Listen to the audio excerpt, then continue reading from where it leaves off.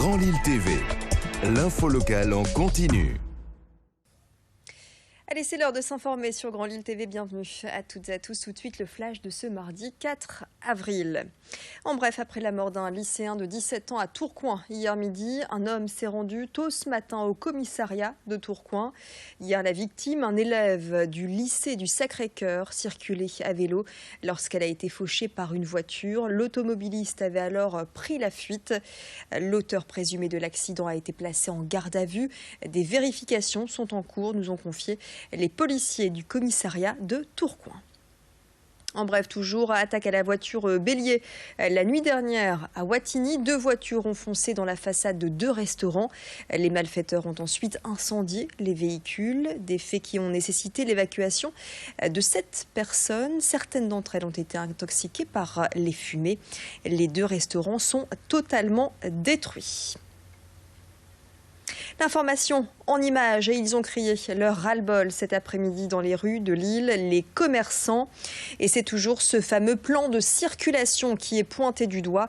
Selon eux, les nouveaux sens de circulation n'ont fait qu'aggraver la situation, notamment pour les commerces indépendants depuis le mois d'août.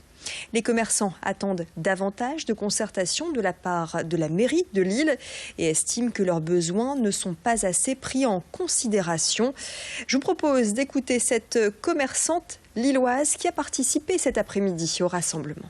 On a vraiment une baisse de fréquentation et il y a vraiment des boutiques qui vont mal au point qu'il y a des boutiques qui ferment, surtout les indépendants qui sont plus fragiles que les autres. On a des gens qui sont en difficulté financière, donc parce qu'ils n'arrivent plus à payer leur loyer, leurs URSSAF, leur TVA. Il y a des licenciements. Et les boutiques, on sait comment ça fonctionne. Un paysage de boutique, c'est comme un bouquet. C'est pour ça qu'on a préparé un bouquet qu'on va offrir à Madame le maire à la fin de la conférence de presse, qui représente les 107 adhérents. Plus vous avez de fleurs dans un bouquet, plus il est beau. Et si ça commence à périr progressivement, ça va devenir de plus en plus difficile pour les uns et les autres. Ils seraient de plus en plus nombreux selon les agriculteurs. Il s'agit des rodéos au sein même des champs et des cultures. Ces rodéos sur des motos abîment les parcelles de terre. Et il y a 10 jours, un agriculteur qui tentait d'intervenir pour faire cesser ce type d'agissement a été agressé à Quesnoy-sur-Deux. Le résultat, un œdème cérébral, une fracture du crâne et la mâchoire déplacée. L'agresseur présumé a été arrêté. À Delémont, d'où est originaire l'agriculteur agressé, également élu de la ville, le maire a rencontré le procureur de la République. Il attend des actions pour éviter, je cite, l'escalade de la violence. Témoignage recueilli par Vincent Vieillard. Moi, ce que je leur ai rapporté, c'est un peu tout ce que j'ai pu entendre lors des différentes réunions avec les agriculteurs et bien leur préciser que c'était un ensemble de choses et qu'il fallait absolument qu'on puisse leur apporter une réponse, que la justice apporte une réponse la plus rapide et la plus mesurée qu'il soit. Parce que ce que je ne peux pas entendre, c'est qu'il n'y a plus de justice et qu'il faille créer des milices ou avoir des fusils chargés. Voilà. Allez, on parle musique à présent car l'ONL revisite Handel. Demain et jeudi au Nouveau Siècle, l'Orchestre national de Lille présente une œuvre populaire de Handel, le Messie. Ce concert reprend une réinterprétation de Mozart, cette fois chantée en allemand, et il réunit sur la même scène le chœur de la radio flamande ainsi que le chef d'orchestre néerlandais Jan Willem de Vriend aux côtés de musiciens français.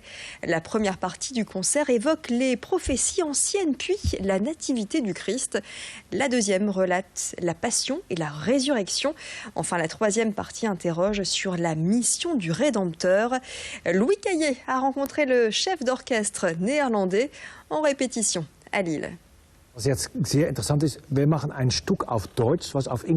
qui est intéressant, c'est qu'on interprète une pièce anglaise en allemand avec un orchestre français. Le chœur parle néerlandais et je suis moi-même hollandais. Et même si l'on parle plusieurs langues, eh bien, on arrive parfaitement à se comprendre. Du fait de toutes ces spécificités, je pense que c'est le premier orchestre baroque du monde. Le courant passe bien entre nous, ils se comprennent et cernent très rapidement la musique. Et c'est la deuxième fois que je viens à Lille et à chaque fois, c'est une véritable fête d'être ici.